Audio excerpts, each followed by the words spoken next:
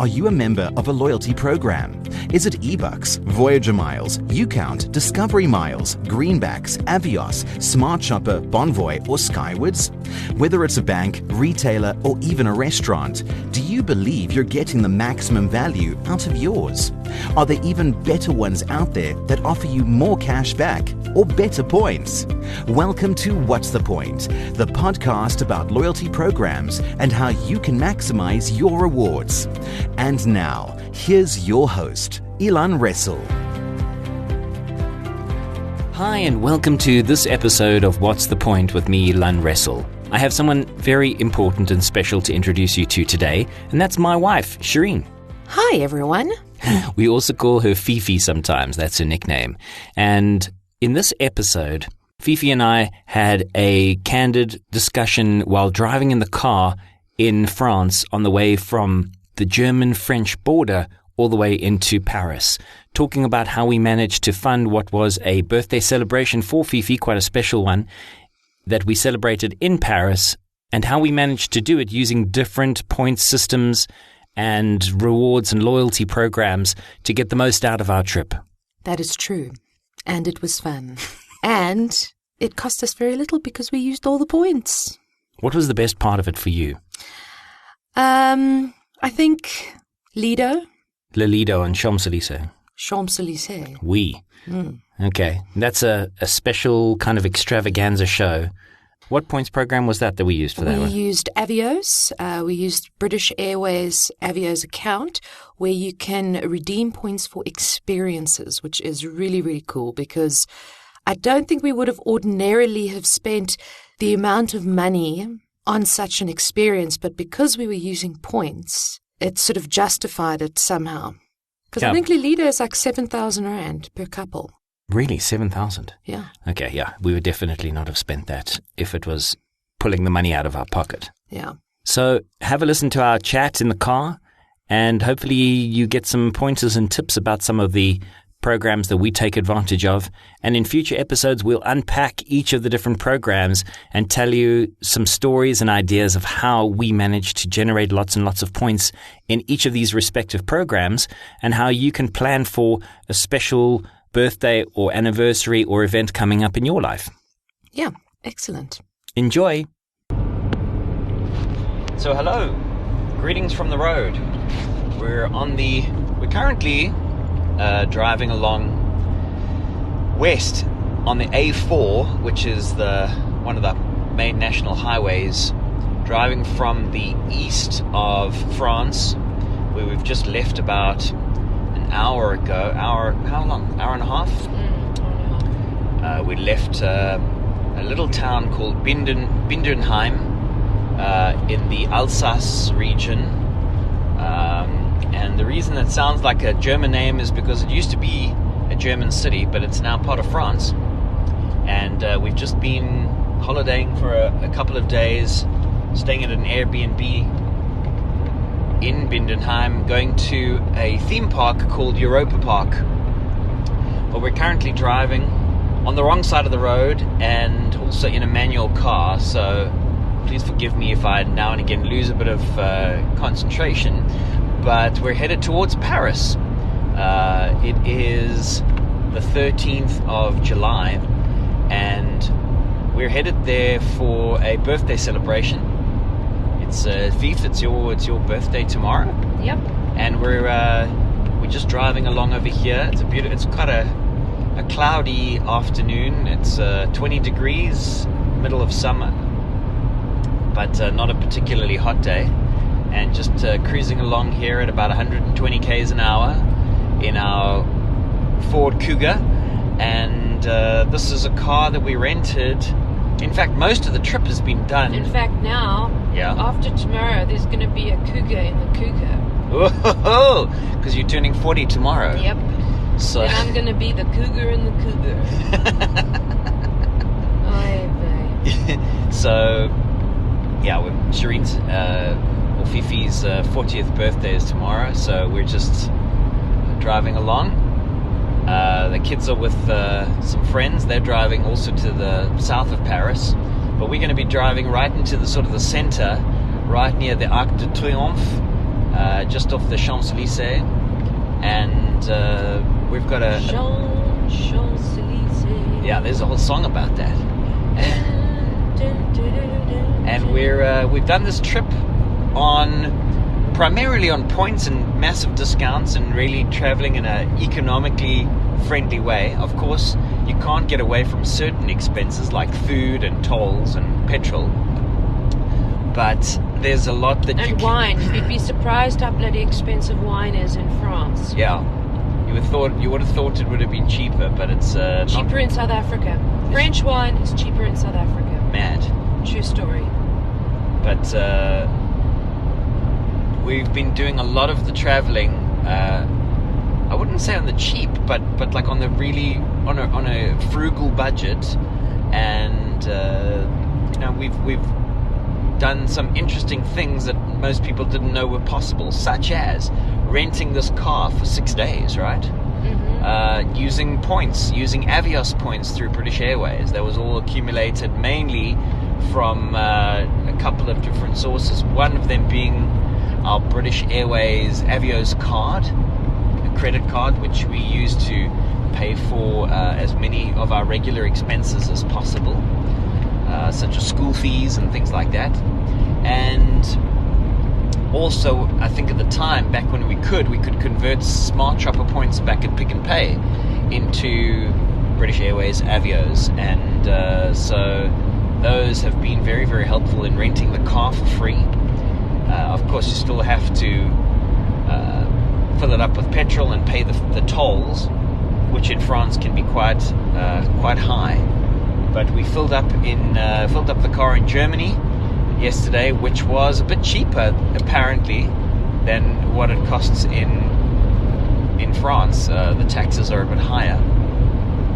But that was the car rental, and then tonight we're going to be using points again to do two things actually. One is going to be to go to a show, which was also paid for with Avios, and Avios paid for the show. It's called Le Lido, and it's right on the Champs-Élysées, right near the top, near the Arc, and it's not just a show, it's actually dinner and what do we organize? Champagne, because it's quite a special celebration. So we paid for all of that with points, and to be honest, I'd much rather pay with points that I know I can create more of than with money that's being taken out of our account, right? So it feels more free. I suppose it's not really free because, well, you still have to pay the credit cards off, obviously. So I would never go ahead and use the cards for things that you don't really need. But, over a year or two, you would be surprised how much you can accumulate in terms of those points. And then I guess the other thing that we're doing is a different points program, but it's one that's really prevalent in South Africa, and it's one that people don't necessarily take huge advantage of as much as they don't realize they could take as much advantage of it. And that is the Marriott program, which is called Bonvoy. And Bonvoy points are incredibly versatile. You can use the points. Well, we're going to be using them for a hotel stay tonight. The hotel that we're going to be staying at it's called Le Ducan or something like that. I don't know what it's. We'll probably take some photos or talk about it a bit more later. But it's costing us 50,000 points per night, which is quite a lot. But it is a 5-star, very luxury type of hotel. And I certainly wouldn't. I would never pay cash money for a night for that if I can avoid it. And in this case, we can avoid it. So 50,000 points is equivalent to just over 1,500 rand. And if you had to sort of put a rand value to the points, and 50,000 points gets you a night at this hotel, and it's not only is it going to give us a free night at the hotel, but it's also, we're going to earn points for the stay, which is weird because they treat it as if we're paying like with real money. So we use points to redeem those points for the hotel stay, but then because we're actually staying for the night, I think we actually also redeem points too. And tell them about the fact that we have titanium status.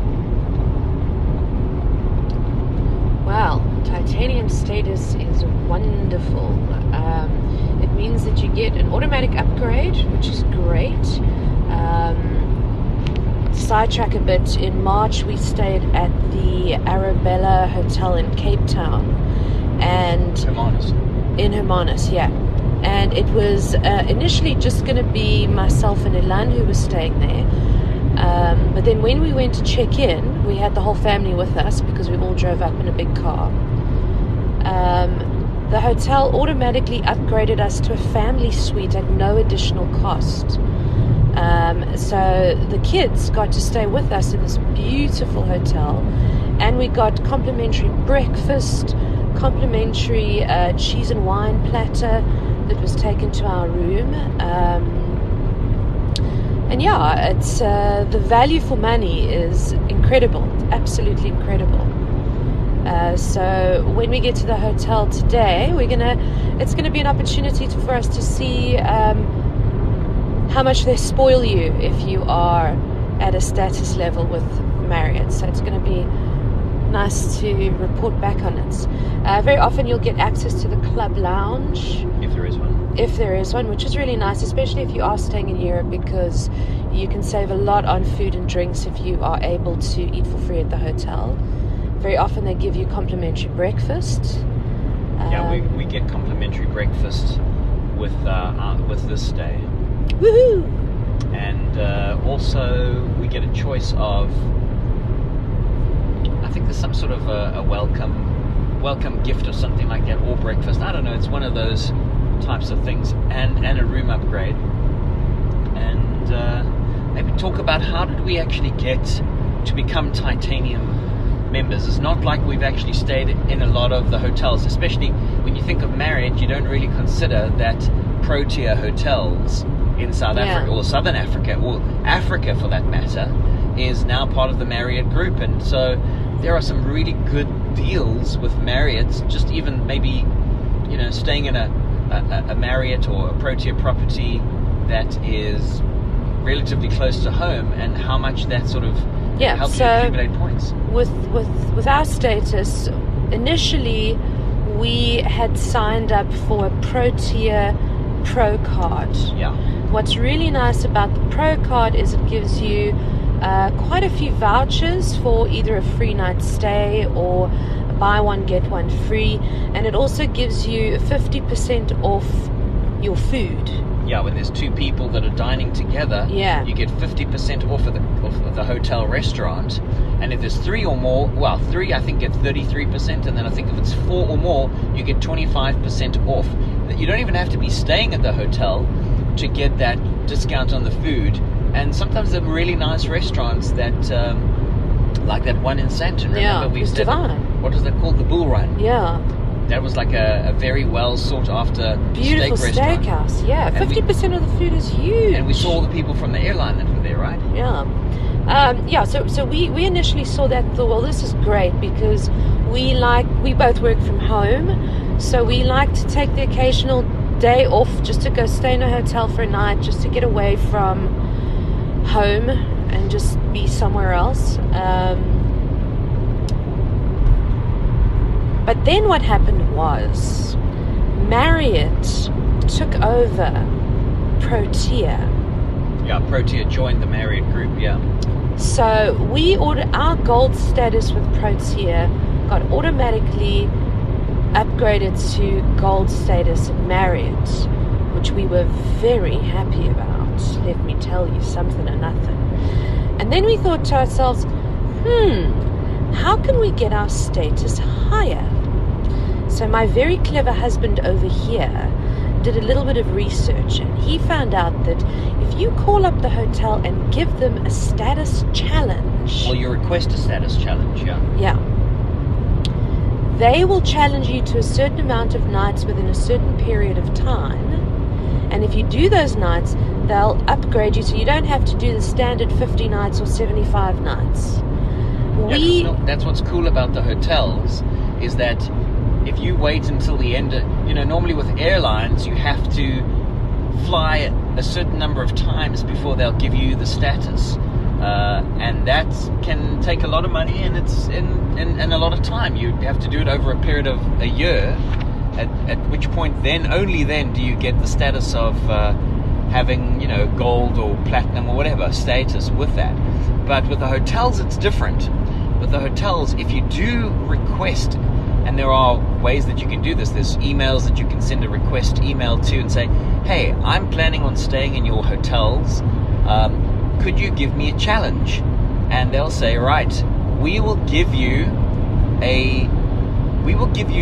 complimentary status for the next 3 months, but in those 3 months you've got to stay at our properties X amount of times, and if you do, then you'll keep the status. So that's exactly what happened. Yeah, so we did 9 stays. 9 different hotel stays of 1 night each. Yeah, and because we are very sneaky and frugal, we found the cheapest Protea hotel, which was in Midrand, and we stayed there for, must have been 7 out of the 9 stays. I think it was a little less. But it was actually pretty cool. I mean, it was not the greatest hotel in the world, but we got to take the kids there and get a double room and let the kids jump on the bed, and we made a family outing of it, yeah. And we made a fun adventure of it. Eventually, though, on the last night, we were just so busy with work, and Midrand it's quite far from where we live. So Elan just drove through, swiped his credit card, swiped the key in, swiped out, and came back home. But that sealed the deal, and it has been such a pleasure traveling around Europe and in the States, and having that status, even in Johannesburg and Cape Town and wherever we go. When we stay, we get treated really well. We get lots of bonus goodies. Yeah, it's lekker. And sometimes you think, well, why would you waste money on a hotel night that you're not going to stay in?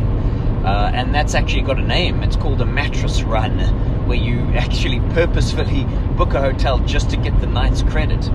But like Fifi said, that really helped. Oh, I'm going to keep right over here. Yeah. We're headed towards Paris, Luxembourg, and what's that called? Thionville. Okay. Thank God for GPSs. We're about 3 hours and 9 minutes away now from Paris. We should get in at about 4 in the afternoon. And I wish you could see the view that I'm looking at right now. We're just passing by a town called Metz, M-E-T-Z, which I didn't even know existed until a couple of days ago when we drove through here, through the Champagne region, stopping off at a couple of champagne farms, doing some testings. It's kind of like Stellenbosch or Paarl or Franschhoek. Just way more. Well, the area that we were in, it was not as built up and not as commercialized. So it was very. I mean, you could have been driving back into 1942. There were these lovely like little village. Days, yeah. Everything's on a little river, and there's little vineyards all around you, and there's no fancy tasting room or anything like that. You just go in and. Yeah, we went through this valley in an area called Epernay, and what I didn't know is there's 2 regions. The southern part, which is Epernay, and the northern part is Reims. How do you know? Reims. It looks like the word Reims, but it's Reims.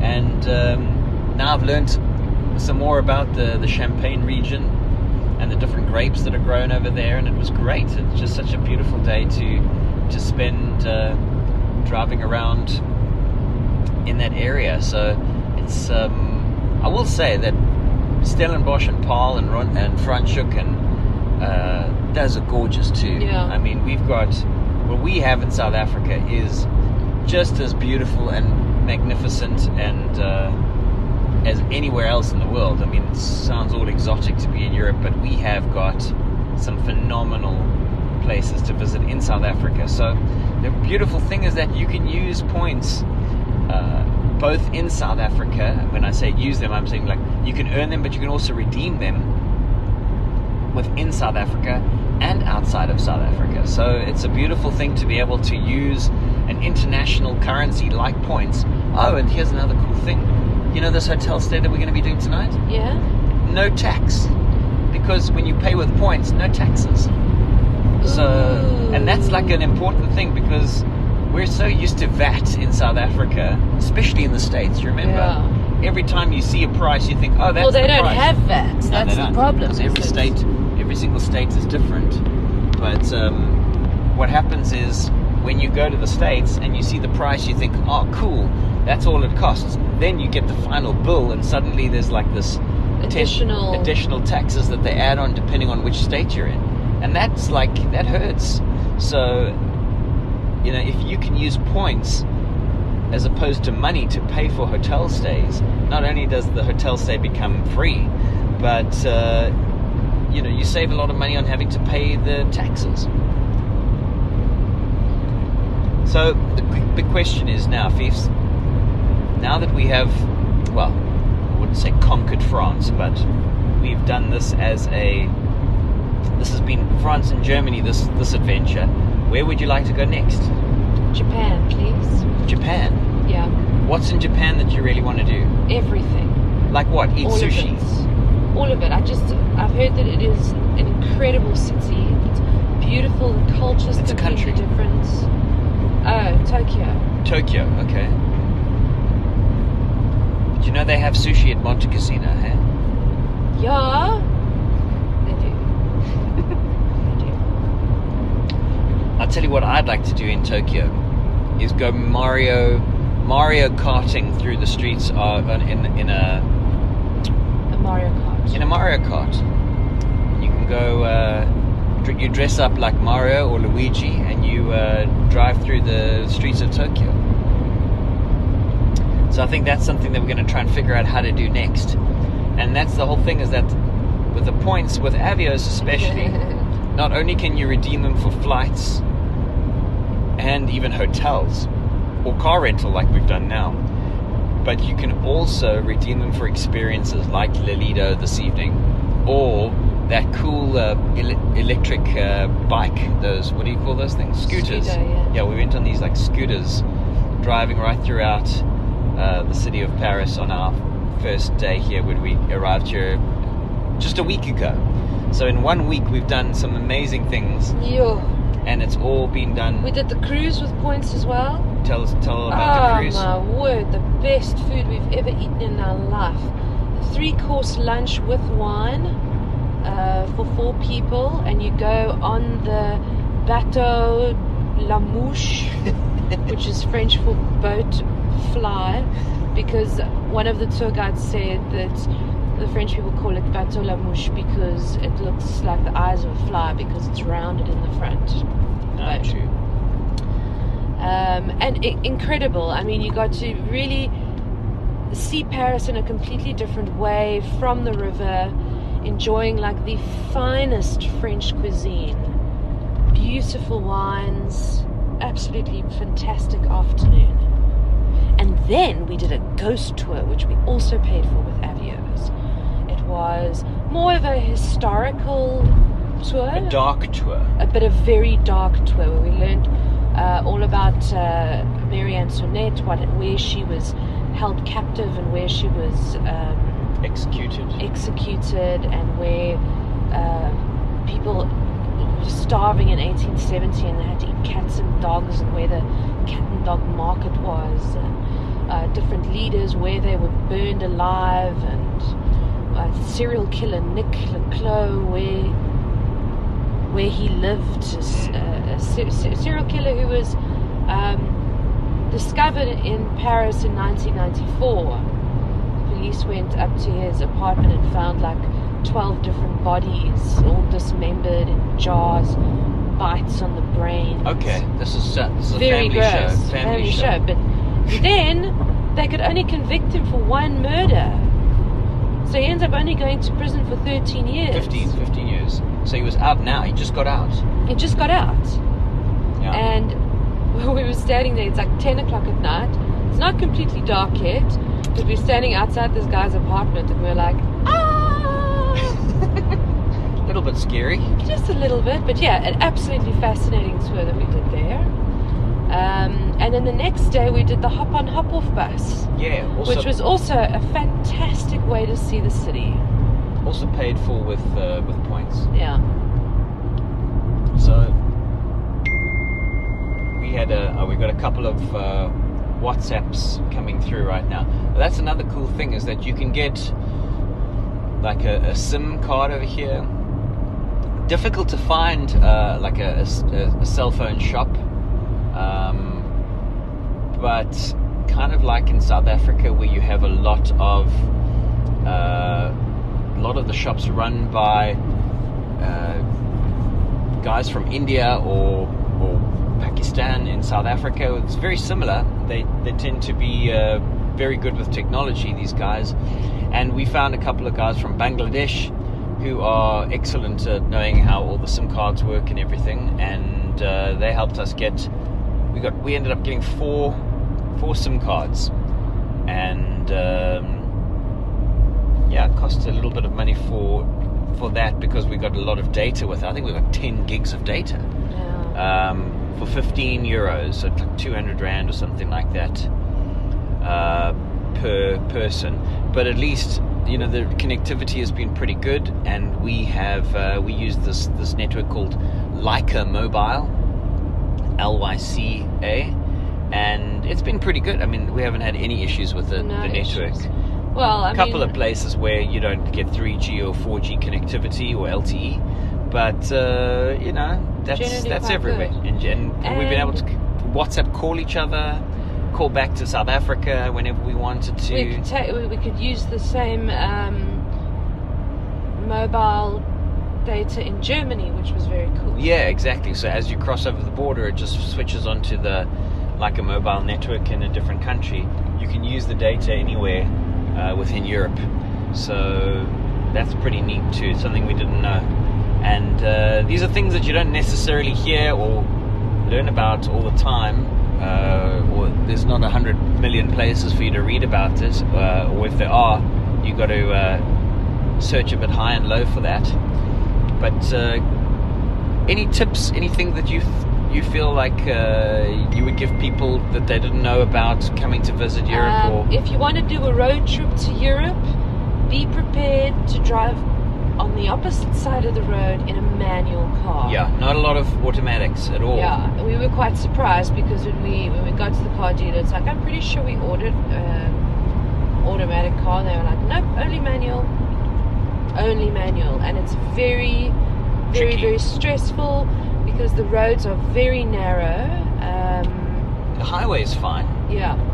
But the roads inside the villages, of which there are hundreds of villages, that it's like the whole place is like made up of all these villages. It's like little village to next little village to next little village, and a little bit of fields in between, and then another little village, and little entry signs and exit signs as you enter and leave the village. But there's tons of them,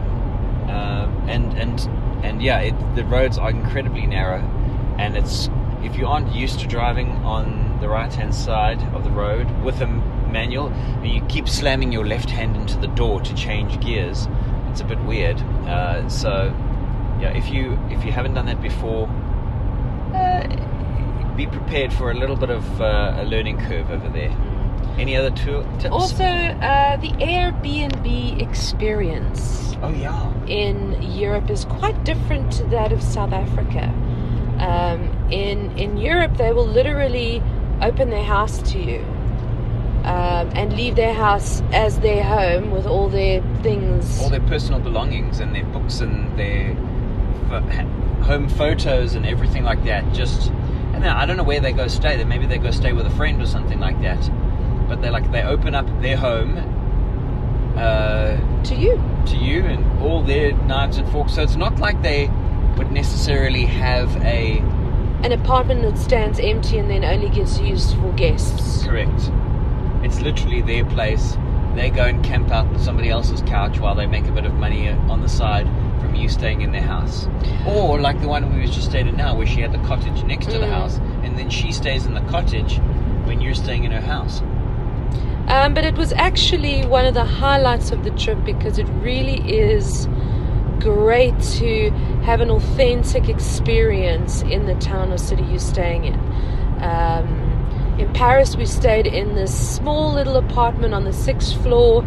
That was hectic. Loads of stairs in Montmartre, but it was stunning. There were these beautiful little cafes and brasseries all around us. It was in the heart of one of the most popular parts of the city, and we got to live as Parisians would live, in an apartment, going to the supermarkets. And it's not really so much supermarkets. Well, they are little Yeah, ones. they're tiny little supers. Like there's a little boulangerie and a little fruit shop, and you know, it's like the old way that things used to be when we had, like, if you can imagine going down the road in old Louis Vuitton Avenue or something like that, when there was a little shop here and a little shop there. So it's not like you get these giant shopping malls like we have, where we used to undercover parking and everything like that. Everything is on the street. Yeah, you walk, you carry. And you walk a lot. 20,000 steps a day. Also in Bindenheim. The houses are beautiful. They look like little gingerbread houses. They are so cute and quaint. And I mean, this house must have been at least 100 years old. Everything is made out of wood. It's absolutely stunning. Beautiful little garden. They had a trampoline, ping pong table, loads of board games, and it was wonderful to have the kids experience what life is like in a completely different countries and how families would naturally live. I mean, it's wonderful staying in a hotel where you get 5-star white sheets, little hand soaps in the city centre. But it's just as much fun sort of having to camp out on a couch and have that authentic experience. Do your own washing and do your own washing on a washing machine that's all in French and you can't understand a single thing except for hopefully the on button and the start button. So it's weird that. Any cool apps that you would suggest that people use? The Europa Park Pack app was pretty cool. Yeah. I'm sure that they've got a metro app that would be... We did try, but we ended up asking some people like where to go.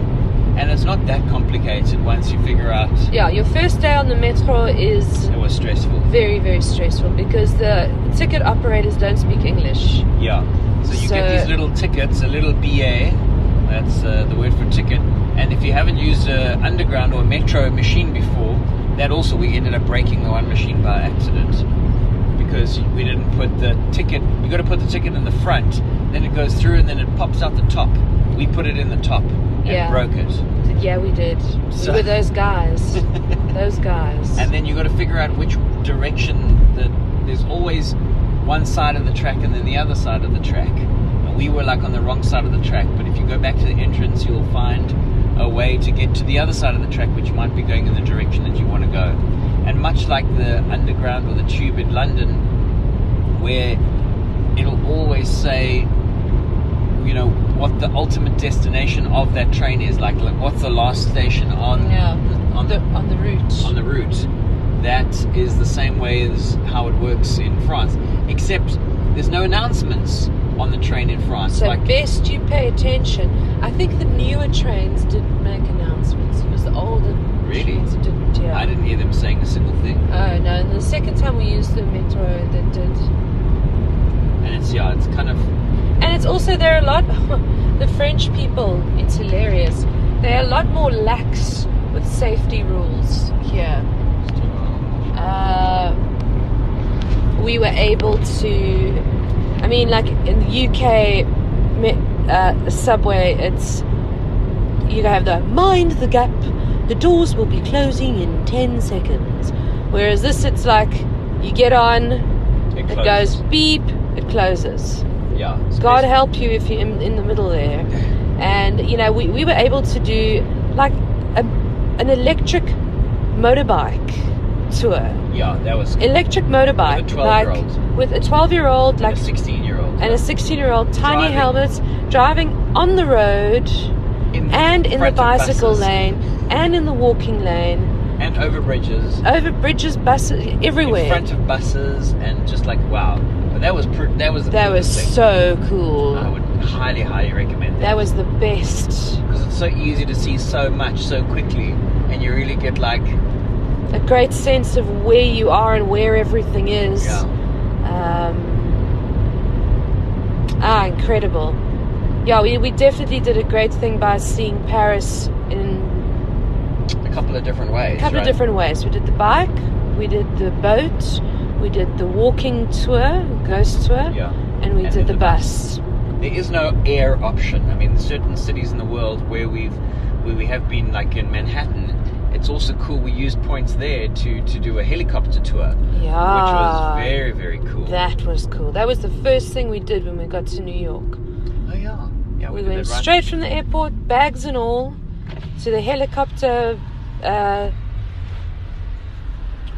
do I need to do here? platform, and off get a we ticket. went. I'm going through a toll right now. Remembering to put the car in first gear because otherwise I keep stalling. Wouldn't be the 17th time that I've done that. It looks like a painting over there. It looks like a Monet. Yeah, it's beautiful.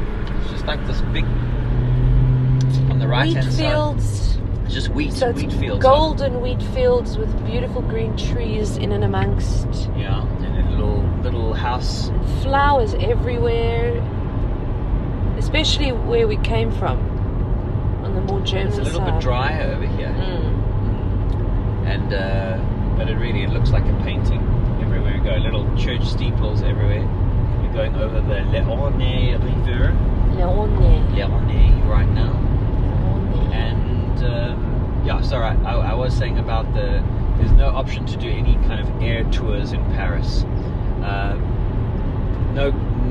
Nothing flying over you at any time. Even the planes are like flying high above. You see these like streaks, what they call vapor trails of the planes flying over Paris, obviously into London or other cities nearby, like Amsterdam or Frankfurt, and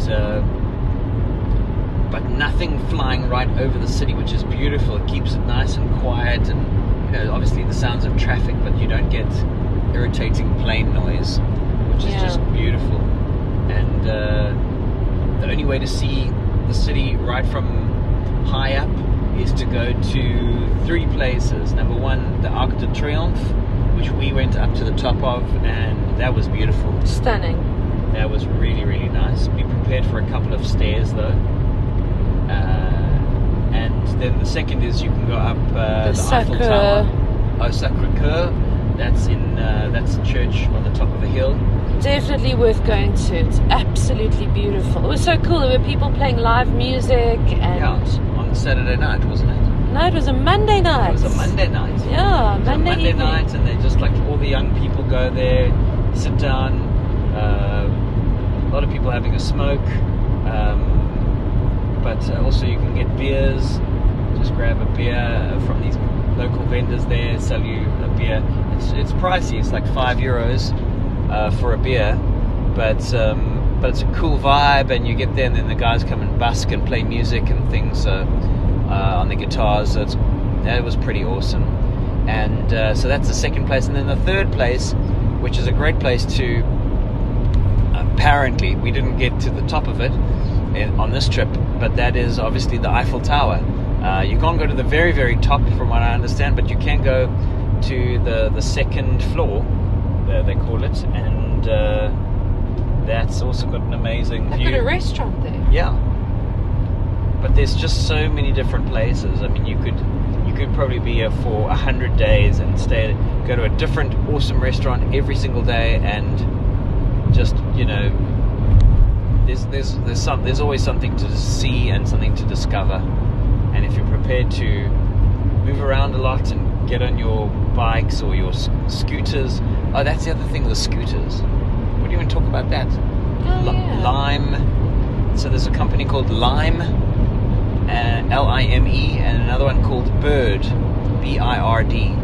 And they have scooters, electric scooters, all over the city. But standing scooters. Standing scooters. But everybody, well, you have to be 18 years old or over to use them, so difficult with young kids. But if you're 18... Although we saw lots of young kids on them. Did we? Yeah. I saw, well, the one thing that they do say is that only one person is supposed to go on them at a time, but we saw tons of scooters with two people, and it's mental because they got like no helmets on, and they two people on the scooter. And I must say though, in what three or 4 days that we were around Paris, we only saw that one woman who fell, but she didn't hurt herself. She just like tripped and then like just laughed about it and then got back on again and rode. And you rent them from all kinds of different places, and then you drop them off wherever you want to drop them off. And each one of them tells you how much range it's got. And now and again you see somebody picking up these electric scooters, traveling with them, going and recharging them. And but they're everywhere, and it's a great way to be able to get around really quickly. And you can ride in the bicycle lane and on the street with them. Yeah. And I think you could see a heck of a lot of Paris that way. It's a beautiful city. It's very, very flat, so it makes for easy walking. But it's big, so you could walk 20 kilometers easy in a day, I would say. It's all depends on how much you want to see. So I think that's it. That's our road trip report. And we'll be checking in a bit later. We'll check in either a bit later or from another part of the world, letting you know how we've done the trip, how we've used our points and what we've used them for, and then this is the fun part. The work part obviously is in creating the points and generating them,